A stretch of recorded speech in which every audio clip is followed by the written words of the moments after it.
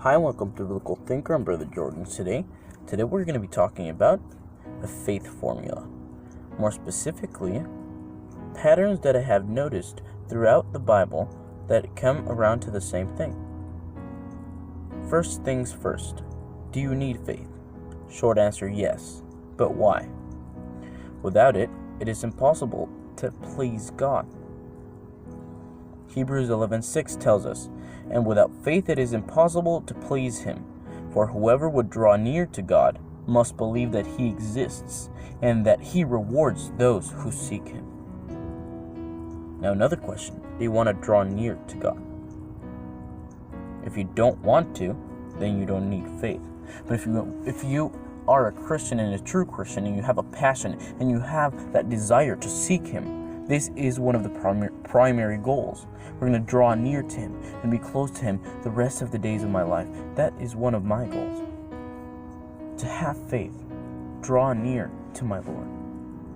Of course I believe that he exists and that he rewards those who seek him. I've seen it in my personal life. My Lord has been so grateful. I have been so grateful for all the Lord's mercies that he had upon my life. Now, only faith, or how do you prove your faith? No, not only faith. You show your faith with your works. However, your works don't save. But works are faith in action. Let's see in the Bible where it says that works don't save. The Bible says this, Ephesians 2:8, "For by grace you have been saved through faith, and this is not your own doing. It is a gift of God, not a result of works, so that no one may boast." We have been saved by grace through faith. Not for anything I can do, because we can never be good enough. We are never going to be able to live up to the standard to be saved through our own works, and God knew that. That's why he sent Jesus Christ. That's why he fulfilled all the law so that we didn't have to, because we couldn't. But he's so gracious and so merciful that he provided a way for us to draw near to him.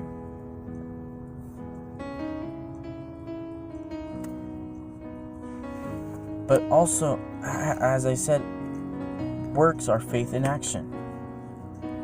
If you have faith, but you say that you don't have works, how do you prove your faith? Where is it that in what moment do you show your faith?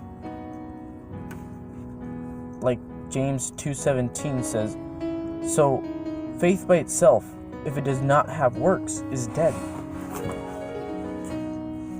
Because, how can I say I love my neighbor if I don't prove it to him? In which way am I employing my love towards him? This is what it's trying to say. Faith. How am I going to show that faith? In which way am I going to employ it to let others know, hey, I have faith? My works. It's not works to show, because that's what the Pharisees used to do. They used to go on the streets and in the corners and praying, and people were like, "Oh yeah, look at them. They're people of God," and that was their recompense. They were like stuck up, and they were like, "Oh yeah, we're holy." But that's not what Jesus is meaning. Not works for other people to see you, not works for other people to praise you, because the only one who deserves praise, honor, and glory is God. So the works you have to do is in the quiet of your room. You have to be on your knees and then asking the Lord. Asking him, "Lord, what's my plan? Lord, what do you have in store for me? Lord, teach me the way." He's the only one that can do it. Nobody else. Amen? How can we strengthen that faith? If we have already acquired it, how can we strengthen it? Again, we go back to the Word. So faith comes from hearing, and hearing through the word of Christ. Romans 10:17. So we have to hear the word of Christ and live the word of Christ, and that faith is going to start growing and growing and growing, and we're going to have that desire to also share that faith to others so they may also start growing in Christ, because that's our ultimate desire for everyone as possible, like the most people possible that go to heaven. That is our goal.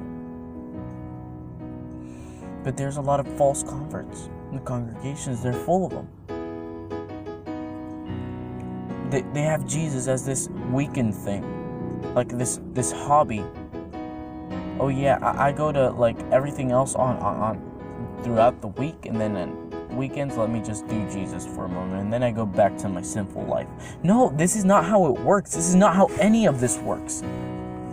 Jesus first and foremost throughout every single aspect of your life, and He has to be first. If He is not first, then who is? You're putting your family first. You're putting your economic needs first. You're putting your work first. What is most important to you? If it's your family, your mother, your father, what did Jesus say? Whoever loves mother or father more than me is not worthy. You have to love God unconditionally because He loved you first. Have your eyes on that mercy that God had upon you when you were that poor wretch outside right there in the world, but He decided, hey, I can use this person. He decided, hey, he is not totally lost. He had mercy upon you. He had mercy upon me. He said, this person is totally broken and totally useless for the world, but for me, I can do great things. I'm going to bring them to my glory, and I'm going to use them in a way that my name is glorified. Think about the things Jesus has done for you. Everything out of thankfulness.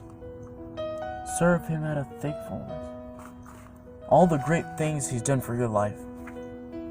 Just think about them. And don't blame Him when things go bad.